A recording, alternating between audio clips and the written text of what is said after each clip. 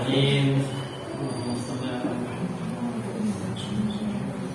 السلام عليكم ورحمة الله وبركاته. وعليكم السلام ورحمة الله وبركاته. بسم الله والحمد لله ثم الصلاة على رسول الله. اللهم صل على محمد وعلى آله وأصحابه أجمعين. أما بعد. Para asatidzah, Ustaz Nadi, ibu-ibu, alhamdulillah bersyukur kita kepada Allah. Saya ini gemetar dari tadi. Gemetar karena bangga, bukan gemetar takut. Gemetar bangga, walaupun dari 100% ada 10% yang kurang sempurna dari kajian ini. Berarti tinggal 10% untuk sempurna makhrijul hurufnya. Tetapi ilmunya bagaimana? Oh, ilmunya banyak masih yang harus kita jalani. Tetapi berhubung berhadapan dengan usia, ada yang sudah tinggal 2 hari. Biar dengan siap.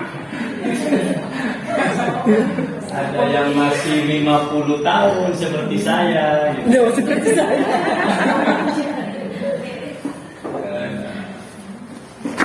Karenanya bagi kami, bagi saya ini sempurna sudah. Seperti tadi, na'atayna kal-kautsar, tahu ada tar, abatar, betul.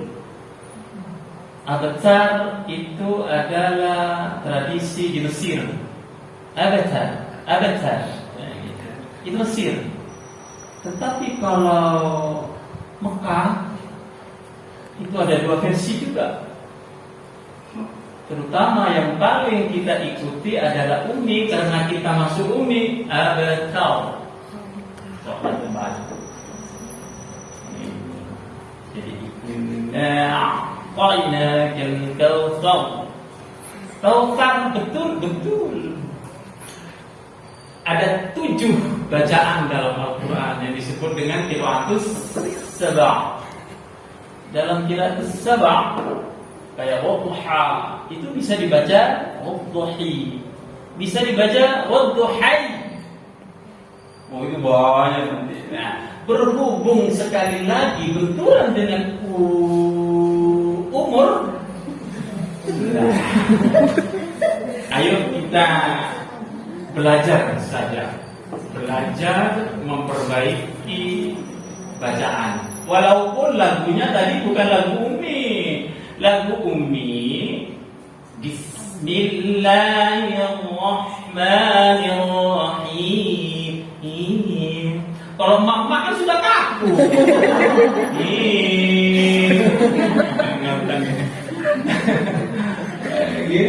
Betul apa? Tetapi makhrijul huruf, hati sudah dengan Al-Quran. Allahu Akbar. Itu komentarnya saya dari tadi. Masya Allah. Komentar yang kedua, di Surabaya ini kayak gini yang syukuran ini. Oh, Allahu Akbar. Tapi kan hanya di Madura. Kalau di Madura naik kuda, masa mama naik kuda? Saya pikir tadi malam ada Umi Fatur ke rumah dengan Umi Aca. Ya Allah, gimana mama kalau saya naikkan kuda? Ya Allah, suaminya. Kalau di Madura pakai kuda, diarak. Itu apa? Tidak lain adalah karena kita bangga dengan Al-Quran. Allahu Akbar. Ibu, ayo tanamkan mulai hari ini, kuatkan betul saya sampai mati saya belajar Al-Quran. Gitu kan? Saya sampai mati saya belajar Al-Quran.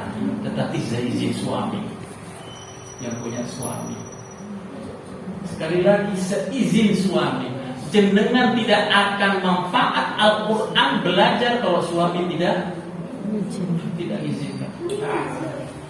Sebab perintah Rasul cuma 3. jenengan ibadah lancar, puasa lancar, sekali lagi, ibadah lancar, sholat lancar, puasa lancar.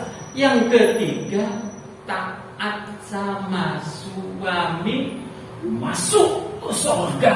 Pilih mau pintu mana? Rasul ngomong. Jadi Rasul ngomong gitu. Kalau sudah suami injima, cari waktu. Kalau bisa minta izin yang paling banyak. Ini kan 1 minggu sekali. Gimana kalau saya tawarkan setiap hari?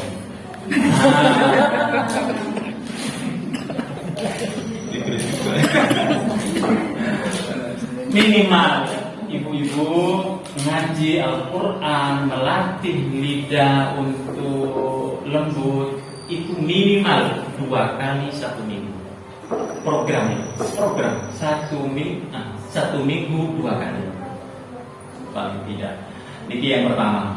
Saya mohon 1 minggu 2 kali pertemuan. Silakan digarap, silakan dimusyawarahkan, silakan ditata. Kita siap untuk membackup. Sekali lagi kami siap untuk membackup. Itu silakan minta izin sama suami 2 kali dalam 1 minggu. Ustaz Faim, insya Allah siap sudah. Sebab Ustaz Faim pernah menyampaikan, kenapa kok nggak 3 kali ibu-ibu? 3 kali, 2 kali saja, nggak bisa. Macam Ustaz Faim, insya Allah. Ini yang pertama. Yang kedua, ibu-ibu, dari itu kemudian ada sebuah kisah yang apik sekali untuk kita cermati. Ada sebuah kisah begini, ibu-ibu. Sering saya sampaikan kalau saya kembali. Dan itu kisah nyata. Dan alhamdulillahnya anaknya sekarang sudah mau selesai S2-nya. Di mana S2-nya? S2-nya adalah ilmu Al-Quran.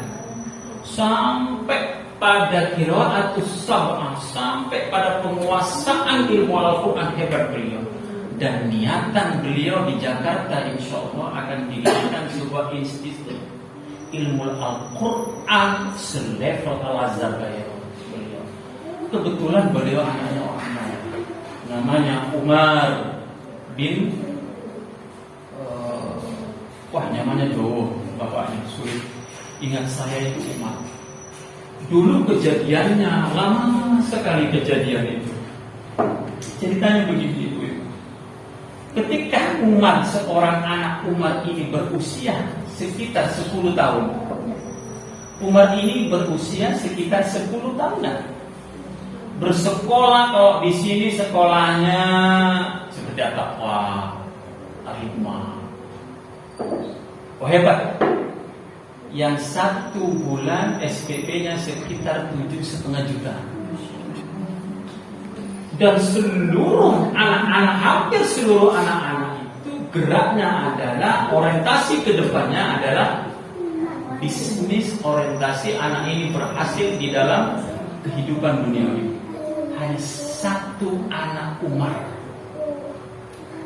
Suatu hari ketika ada kegiatan di sekolah, di mana kegiatan-kegiatan sebelumnya orang tuanya itu tidak mau menghadiri yang bapaknya ini.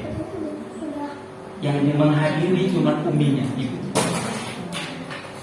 Ibunya tidak mau, bapaknya tidak mau menghadiri. Sebab orientasi bapaknya adalah anak saya nanti ke depan menggantikan posisi saya sebagai pelaksana perusahaan yang dibangun oleh keluarga. Ini gitu. Dilalah Allah mengubah itu semuanya. Dalam sebuah hari, di mana hari itu adalah penampilan untuk cinta kasih kepada orang tua. Ada anak-anak yang tampil itu memperagakan bagaimana kasih sayangnya untuk orang tua, melukis, di mana lukisan itu menunjukkan bahwasanya dia itu cinta sama orang tuanya. Dan dilalah juga bapaknya Umar ini hadir dan tidak mau duduk di depan. Bapaknya Umar itu duduk di belakang karena memang nggak suka yang kegiatan-kegiatan yang kayak begitu. Pada gilirannya si Umar mau tampil. Umar tampil ke depan. Satu cuma permintaan Umar. Miss, panggilannya Miss kan? Kalau sekolah-sekolah internasional itu, Miss, boleh nggak saya itu didampingi oleh ustaz saya? Di sana ada istilahnya ekstrakurikuler. Ekstrakurikulernya itu bukan apa? Al-Quran. Jadi Al-Quran materi ekstrakurikuler, bukan materi kurikulum, bukan. Jadikan ekstrakurikuler. Allahu Akbar. Memang sekolah itu sekolah internasional, kebanyakan anaknya pembisnis. Sehingga Al-Quran itu disampingkan jadi ekstrakurikuler. Kayak main drum itu kan ekstrakurikuler. Silat ekstrakurikuler, sepak bola ekstrakurikuler. Jadi Al-Quran disamakan dengan sepak bola. Cuman Al-Qurannya tidak ditendang. Gitu aja. Singkat cerita, si Umar manggil namanya Ustadz Arif. Dipanggil Ustadz Arif ke depan, di atas panggung. Beliau Umar ini minta kepada Ustadz Arif, Ustadz, saya pingin Ustadz nunjuk saya di surah An-Naba. Surah An-Naba itu surah yang ke-79, 78, 77. Nah, ya. An-Naba surah yang ke-78, 79, 77. Nah, ada yang nyantol ya. Salah satu ilmu, berarti masih banyak. Dari 1000 ilmu baru satu ilmu kita yang pelajari. Berarti tinggal 999 ilmu yang belum dibahas. Mono loh, males mau ngaji 1 minggu sekali. Nah, oke, singkat cerita, si Ustadz Arif memberi soal kepada santrinya si Umar ini. Baiklah, silakan hafalkan surah An-Naba ayat 1 sampai ayat 40. Amma yatasa. Loh, baru hafal. Alhamdulillah. Walaupun nomornya keliru, nggak jadi masalah. Yang penting bapaknya tidak berubah, wajahnya rasanya tidak berubah. Walaupun nomor anak yang keberapa juga nggak jadi masalah. Kan tinggi kalau sama suami. Kalau istri saya nggak mungkin, sebab satu-satunya ya sudah anak paling awal dan anak paling akhir. Mesti suami saya anak satu-satunya, dan kalau istri saya. Kemudian ketika disoal si Umar ini, dihafalkannya surah An-Naba ayat 1 hingga ayat 40. Di ayat yang ke-6 diberhentikan oleh Ustaz Arif. Stop. Lanjutkan ayat 10 sampai ayat 15. Dimakan langsung dengan hukumannya. Di stop sama Ustaz Arif. Berhenti. Lanjutkan ayat 20 sampai ayat 25. Setelah dibaca seluruhnya, silakan terakhir hafalkan ayat 40 dari surah An-Naba. Dilahap pula hafalan itu sama Umar. Hadirin beliau tepuk tangan seluruhnya, karena Umar satu-satunya yang hafal surah An-Naba di sekolah. Ibu-ibu, dari kisah ini kemudian terus berjalan.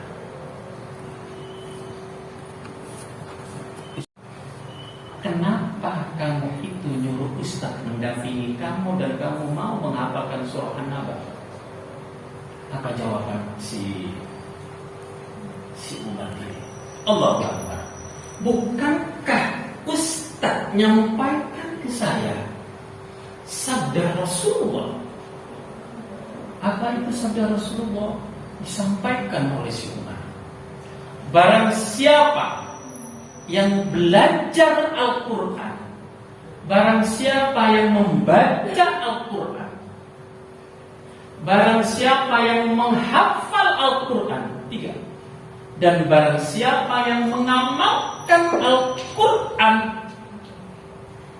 nanti di akhir kiamat akan ngasihkan mahkota kepada orang tuanya dan memakaikan jubah yang jubah itu tidak ada di dunia.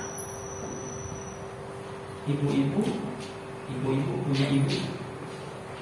Yang hadir di sini punya ibu? Punya. Punya bapak? Punya. Alhamdulillah. Ketika jenengan belajar Al-Quran, membaca Al-Quran, berarti panjenengan sudah menabung untuk akhirat bapak dan ibu jenengan. Lalu bagaimana dengan jenengan? Jenengan punya putra putri, arahkan putra putri itu untuk belajar Al-Quran. Itu yang disampaikan. Bukankah Ustaz menyampaikan hadis Rasul, barang siapa yang membaca Al-Quran, belajar Al-Quran, menghafal Al-Quran dan mengamalkan Al-Quran, 4 proses: membaca Al-Quran, belajar Al-Quran, menghafal Al-Quran, dan mengamalkan Al-Quran. Makanya di awal kalau sampaikan tadi, jenengan belajar Al-Quran tanpa izin suami, jangan sekali-kali. Sebab kalau jenengan maksa berarti panjenengan tidak mengamalkan Al-Quran dan Sunnah. Bukan Al-Qurannya dikesampingkan, tidak. Tetapi yang didahulukan adalah taatnya panjenengan kepada suami untuk tiket jenengan masuk pintu surga. Pintu mana saja jenengan masuk. Ketika Umar menyampaikan itu di depan jamaah, apa yang terjadi? Bukan tepuk tangan yang riuh, bukan, tetapi tangisan di situ.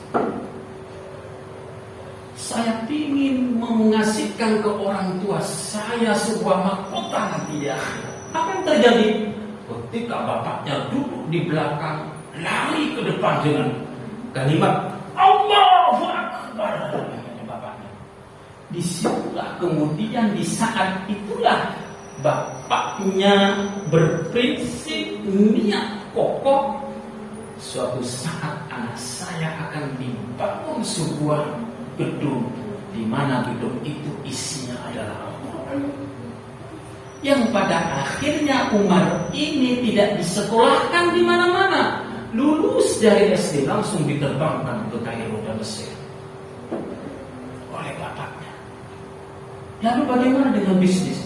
Bisnis ketika itu dia itu vakum, datar perjalanannya. Di detik itu ketika niat saya nanti saya terbangkan untuk belajar ilmu Al-Quran, justru bisnisnya itu melejit.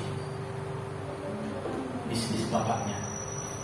Dan insya Allah 5 tahun ke depan, ketika Umar kembali ke Indonesia, akan dibangun oleh ayahnya sebuah institut besar ilmu Al-Quran. Ini Bapak Ibu, anak yang usia 10 tahun sudah memikirkan jauh untuk memakaikan jubah mahkota.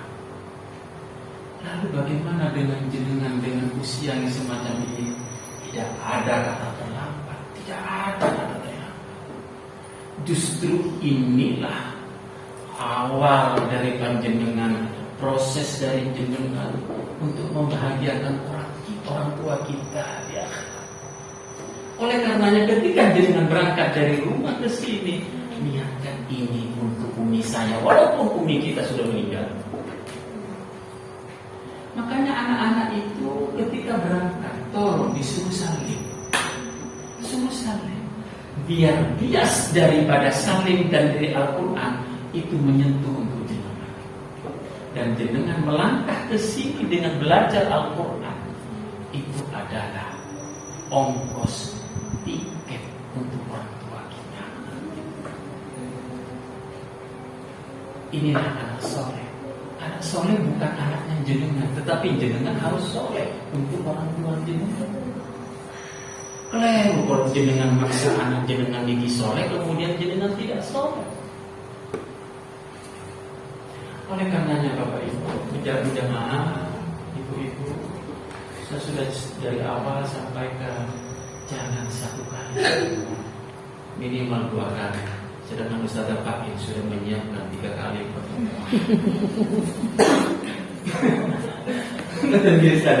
Masya Allah. Ustaz Bisnadi siap untuk membantu katanya. Inilah Al-Quran.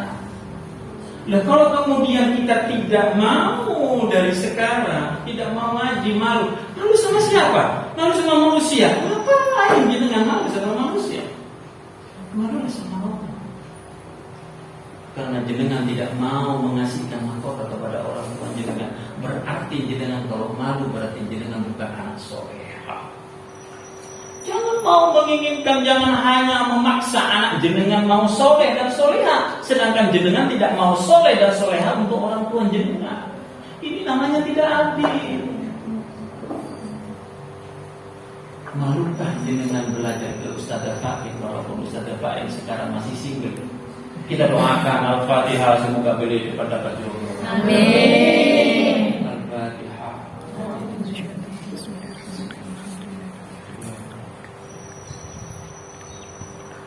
Hemat beliau, sekalung beliau, kemudian tidak punya pendamping dan tidak punya anak turun. Hemat. Orang selevel beliau, sepintar beliau. Demi Allah, kita sambungkan setiap hari Fatihah buat beliau agar beliau itu bisa. Mungkin ada cewek.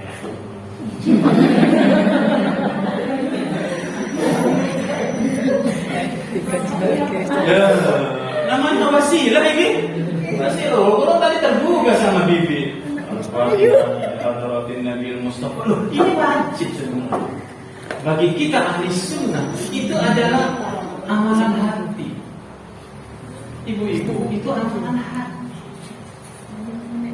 Tawassul itu amalan hati sebenarnya. Tawassul itu.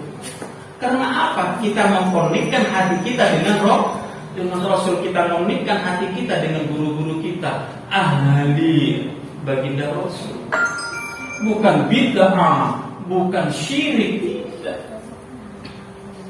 Sebab untuk masuk ke hadirat Allah Subhanahu wa taala tidak menggunakan otak, tetapi harus menggunakan hati.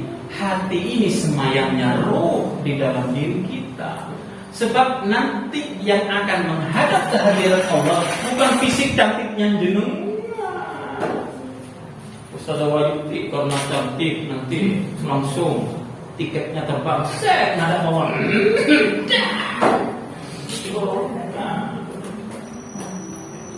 Tetapi roh jenengan yang bersih, hati jenengan yang bersih, itulah yang akan menghadap ke hadirat. Fisik jenengan jadi apa? Ditaruh, dirayap ulang. Ngatan ibu-ibu, ini yang kemudian yang saya ingin tekankan pada ibu-ibu. Ayo kita semangat belajar 1 minggu sekali, Allah Akbar. 1 minggu sekali. Ayo ke depan kita akan buka nanti daftar-daftar ulang, daftar-daftar lain untuk ibu-ibu. Ustaz nanti sudah siap, sudah pagi, insyaallah. Komitmennya kuat. Beliau juga pembimbing hafizah kita, tahfidz as-salam. Jadi putra putri jenengan ketika sudah masuk di jilid 5, monggo ikutkan tahfidz. Ikutkan tahfidz. Niat tahfidz, ngikutkan tahfidz itu sudah ada catatan lain. Anak ini hafal, ini anak ini enggak hafal. Bukan urusan anak-anak, bukan urusan jenengan. Demi Allah. Sama dengan kayak begini ini. Ada jajan, ada apa. Kalau tidak berangkat dari hati, tidak bisa ada ini. Demi Allah, demi Allah. Tadi malam setelah maghrib, saya itu apa ya? Berdiri bulu kuduk, istilahnya apa ya? Merinding gitu. Allahu Akbar. Oh, hai mama. Kok iso? Kemudian saya bayangkan, ya Allah, kalau tidak karena kuatnya hati didorong oleh rasa suka sama Al-Quran, tidak mungkin ada ini. Pikiran tidak nyampe. Demi Allah, pikiran tidak nyampe. Terbatas mata kita ini. Apa yang ada di balik ini? Di balik tembok. Tidak pernah lihat kan ibu-ibu? tapi hati menembus dinding ini. Itu buktinya. Itu. Siapa yang merubah bapaknya Umar? Umar? Bukan. Ustaz Arif? Bukan. Yang merubah Umar itu adalah hatinya Umar dengan Al-Quran. Oleh karenanya, jangan izin dengan sopan, dengan api, rayu suami, jangan rayu di tempat makan, jangan di teras, rayu di ranjang kalau nggak mau. Ayo, nggak ngasih nggak ngasih, oke, nggak ngasih juga. Wah, ini masih rumus sama istri. Gimana gitu? Terus bagaimana caranya? Dengan sampaikan, minta izin taatnya seorang istri kepada suami. Itu yang dapat kami sampaikan sore ini. Masya Allah, sudah setengah jam tidak terasa. Sekali lagi, kisah nyata ini, jamaah sekalian, kisah nyata ini bergerak berubah seperti bapaknya Umar yang semula kukuh hanya otaknya saja berjalan, hatinya buntu. Hatinya Umar yang selalu dekat dengan Al-Quran akhirnya berubah bapaknya Umar. Semoga kita ibu yang ngaji saat ini bisa merubah hatinya bapak untuk ikut ngaji juga. Dan Ustaz Isnadi siap katanya menjadi pembimbing bapak-bapak. Ini siap kira-kiranya bapak-bapak diajak untuk ngaji juga. Gimana? Biasanya bapak-bapak yang banyak malunya ketimbang ibu-ibu. Saya pengalaman di Masjid Al-Akbar, lebih banyak ibu-ibu. Bapak-bapak yang sudah tua-tua itu bapak. Ya kan? Itu yang membuat kita ibu-ibu. Baiklah, kita tutup dengan bacaan doa. Insya Allah di akhirat kita akan ditemukan oleh Allah. Kita mesti ditemani oleh Al-Quran. Semoga cuma setiap hari, setiap saat nggak akan pernah lepas kita mohon sama Allah untuk perhatian kita itu husnul khotimah. Akan husnul khotimah kalau hatinya jenengan connect dengan Al-Quran. Gak ada lain. Gak ada lain. Oh, satu juz, satu tahun. Mungkin karena usia. Masa nyuruh anak-anak suruh menghafalkan Al-Quran, orang tua tidak berusaha untuk menghafalkan. Walaupun satu minggu, satu ayat. Bagi saya bukan satu ayatnya.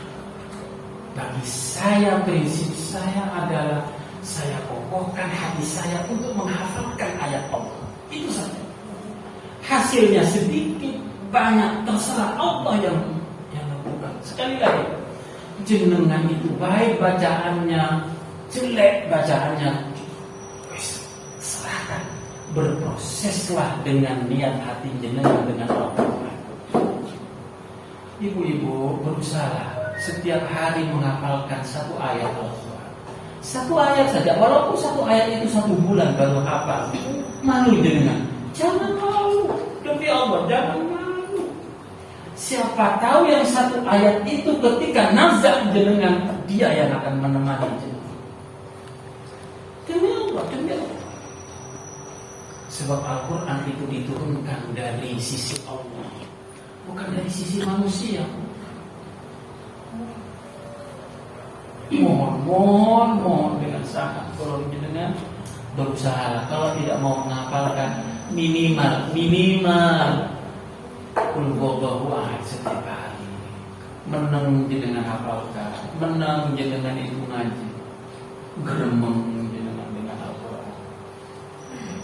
Ya paling tidak setelah maghrib, ya setelah subuh.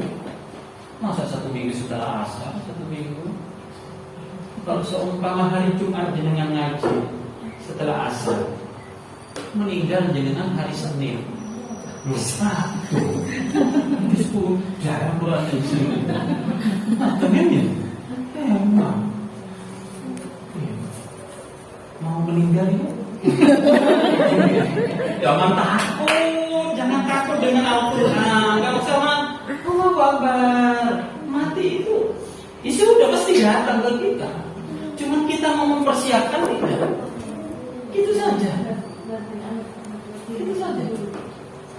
Ingat, saya sering baca di Yusuf, mati tidak menunggu orang yang sudah sakit atau tua.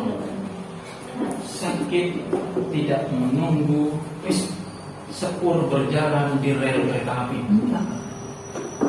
Bisa-bisa sebentar lagi. Ini kayak malaikat ada di depan. Waduh, anak saya masih SD lah. Urusan kita ini. Urusan kita yang urgent adalah mempersiapkan diri kita mati itu saja. Ngurus anak dengan baik, taat sama suami, itu persiapan untuk mati loh. Oh jangan hanya Al-Quran saja. Oh tidak. Jenengan menutup aurat terus ketika keluar, itu persiapan jenengan untuk mati. Jenengan ngomong sesuatu yang lembut kepada orang, tidak sembarangan menyampaikan sesuatu yang buruk kepada orang, itu sudah persiapan usaha untuk mati jenengan. Enggak sebenarnya Al-Quran saja. Kapan merayu suami? Kapan ngelus anak? Jadi itu yang mungkin dapat kami sampaikan. Sekali lagi mohon maaf bila mana ada hal-hal yang kurang berkenan di hati. Baik dan buruknya itu bagian daripada ujian kita. Sekali lagi, baik dan buruk itu merupakan ujian dari Allah Subhanahu wa Ta'ala. Oleh karenanya bersyukur itu adalah hal paling utama untuk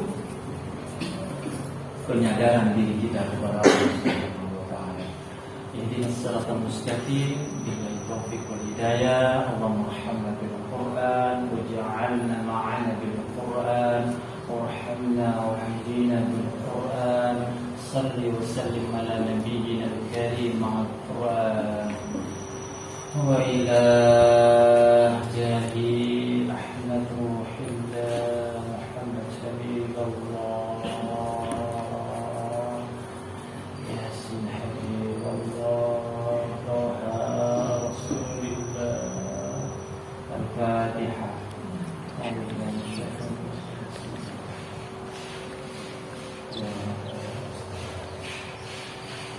Assalamualaikum warahmatullahi wabarakatuh. Waalaikumsalam warahmatullahi wabarakatuh.